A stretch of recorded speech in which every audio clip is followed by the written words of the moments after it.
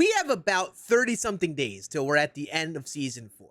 And at this point in the season, we got to start thinking about all of set 4 cards and the cards you want to use there and start to slowly move on from our set 3 content. So today I'm going to go through every single position one by one, give my favorite cards at each one of them, talk about in set 3 the cards that are worth still using, while I talk about the set 4 cards that are worth trying and giving a go here. Since we will be able to use them for the rest of the year, you want to start working towards some set 4 content. So, without wasting any time, let's go right to our tier listing.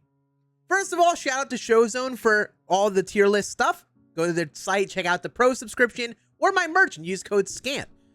Supports me as a creator, get some cool things from the pro subscription, or you can get my merch, which I think is really cool, like my hat right now.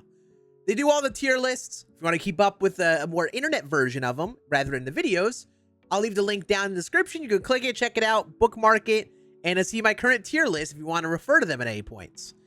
And I do want to say with these tier lists, like I normally do, I rank them for Hall of Fame difficulty, but I really want to talk about a few things. I want to talk about 99s in the previous seasons that are still worth using, the 99s that are worth trying here in set 4, and the low tier set 4 cards that are worth going for, like the 97s that you can get easily, so you know which cards are good, even for some low overall cards to kind of get you a kickstart if you've taken a break or just catching up on MLB The Show content bit by bit.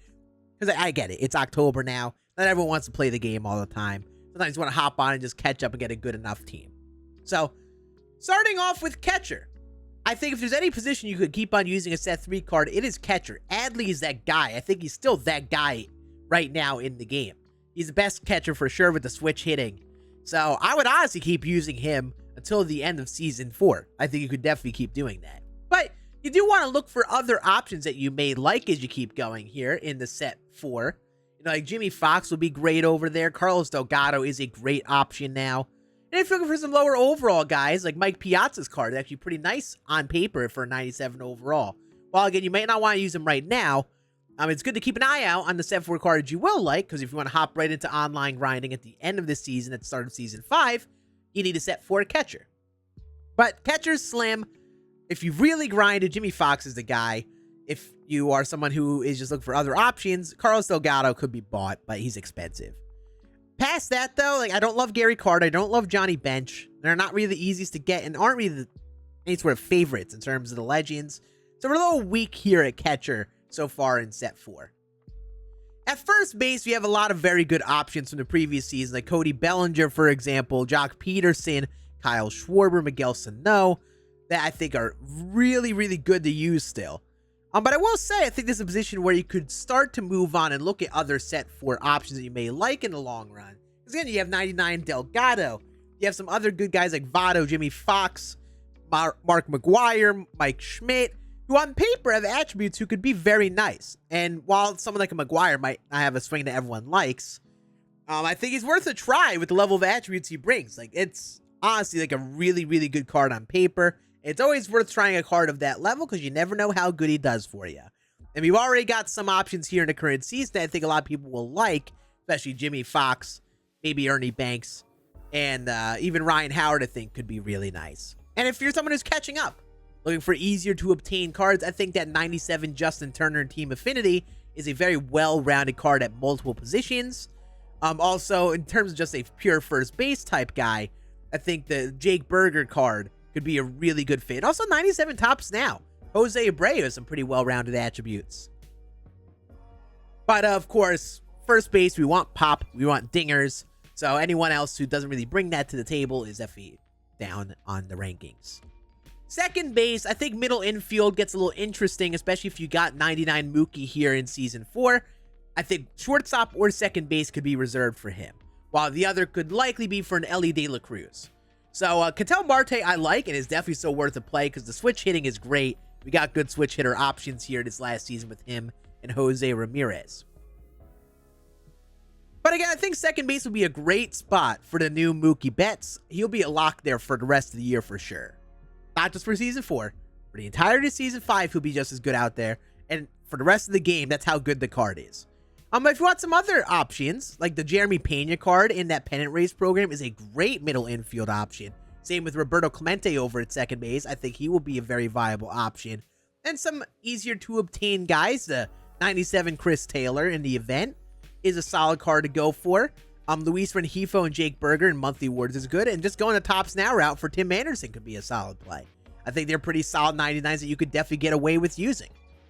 And 97s, because some of them are 97s. Third base, Rafi Devers was the guy last season. Like, he has a favorite swing. The attributes were stacked. But not everyone got him, and also not everyone likes Devers. So, I would think in this current season there could be some good options, and we definitely have those now. With the new Troy Gloss, with the new Ernie Banks, Jeremy Pena, of course, Machado, Mike Schmidt, you have options at third base. I would lean the Troy Gloss route if you've been really grinding and you want someone who is newer in set 4. I've tested him, and I think he passes the vibe check from what I've used. Someone like a Mike Schmidt has great attributes, but it's more of a red flag because his swing is a big risk. A lot of people don't like his swing. If you're looking for good underrated guys for third base in specific, again, Justin Turner.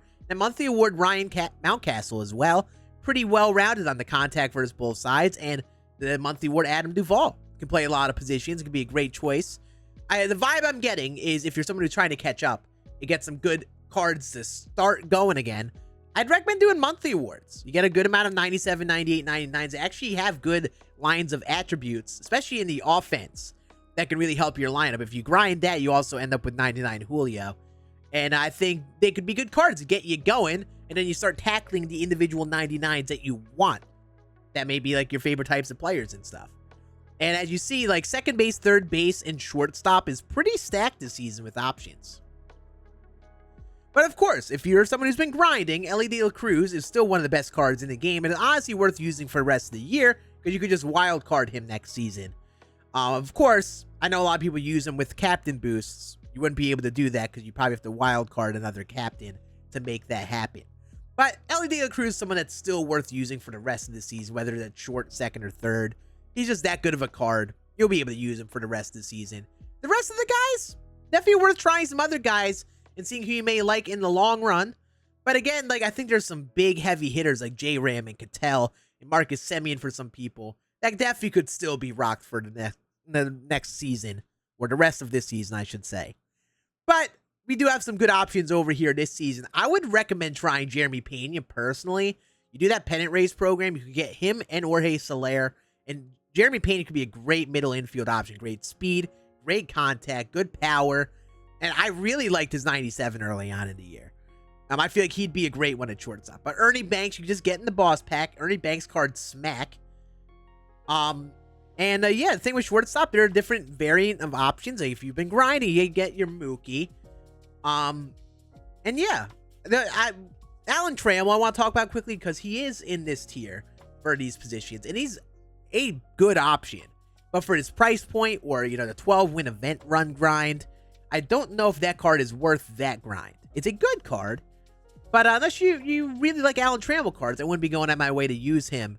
Jeremy Pena is basically a better Alan Trammell. So I would go that route and do that instead of going for Alan Trammell. Oh yeah, should I talk about some low overall cards that are good underrated options? I think 97 Jeter in that 98 program could be a good play. Chris Taylor, I think have pretty well-rounded contact versus both sides. Taylor is a little bit more pop. Jeter actually has enough power where I think he could be solid. He's not swinging in a pure noodle out there. But you could even dip down into this B tier for guys like the Captain Lindor, or even the Luis Rengifo card can play, but his defense kind of stinks. Now the outfield, I think guys like Bellinger and Acuna and Griffey are all absolutely worth using for the rest of the season. They have a good slate of attributes. Even like some of the big hitters like McCutchen, Austin Riley, Curtis Granderson. Like if you like any of these guys, they are worth still using. There's a lot of great options, and you don't necessarily need to take them out for this season, especially Ken Griffey Jr., who is a core card. And I will say though, we're starting to get to that point where we're getting the outfield depth. We're getting the 5-tool outfielders, whether it's the expensive one in Mike Trout, or if you don't have Trout, you're getting another one in 99 Julio Rodriguez you could throw out there. Charlie Blackmon is definitely more of an offensive first one, could be great. Of course, 99 Mookie and Clemente, Clemente is close to a 5-tool player. He basically is a 5-tool player. And then you have different options out here that I think have swings that people like. But the thing with the C's, I think there's some potential risky 99s, like Jim Rice. Not sure how people like Jim Rice. Orlando Cepeda. And Willie Stargell. Guys who are, you know, good attributes in their cards, but I'm not sure how people will like them or not. A little bit more of a risky type of 99 bunch. And especially some of the guys with swings that people like Soler and this new Stanton and Dante Bichette and Cedric Mullins. You know, like, these few don't have the best defense, and Cedric lacks a little bit on the power side. So they're good cards, but there aren't as many, like, bona fide studs that really warrant replacing an Acuna or Bellinger or Griffey or McCutchen or guys that you really liked this last season. I mean, I'm still rocking Curtis Granderson in my outfield. He is my guy. So, you know what? Like, I would just look for a different, like, whether you want a big power corner outfielder that you could DH someone, or save up for a guy like a Trout. I think you could take your time a little bit with the outfield here this current season. And good underrated options, or I don't even say underrated, but 97 overall options. Eddie Rosario, the 97 Eric Davis, 97 Matt Holliday are all solid outfield options that you could just get without much effort or many stubs. And again, that monthly award, Adam Duvall, 97 Larry Walker. I think all those could be pretty good options for the outfield that can compete with some really stacked 99 teams. Now in the rotation, I would say pitching is an interesting one because last season, you know, the top few, mainly John Donaldson and the new Roy Halladay and Al Leiter and kind of Jacob deGrom, are very solid. But there's kind of a bit of a fall off past the big hitters.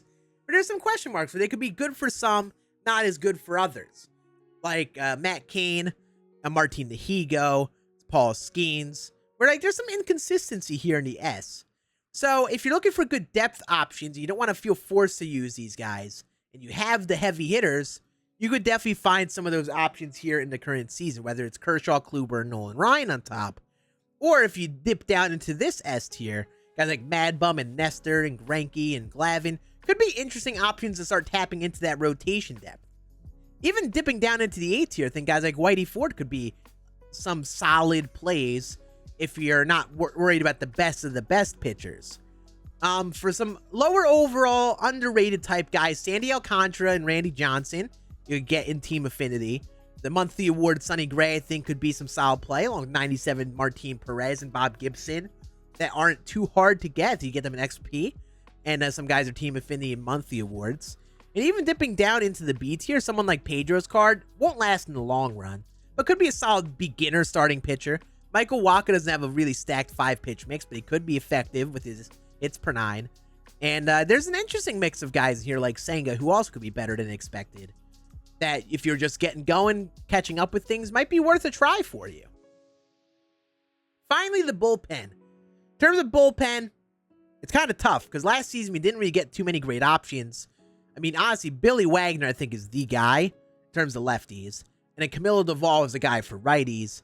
And a lot of these guys are question marks, like Alexis Diaz, Brock Stewart, Josh Hader. Like, they're okay. People would even dip down to the Javier Assads and Yunier Canoes and give them a go.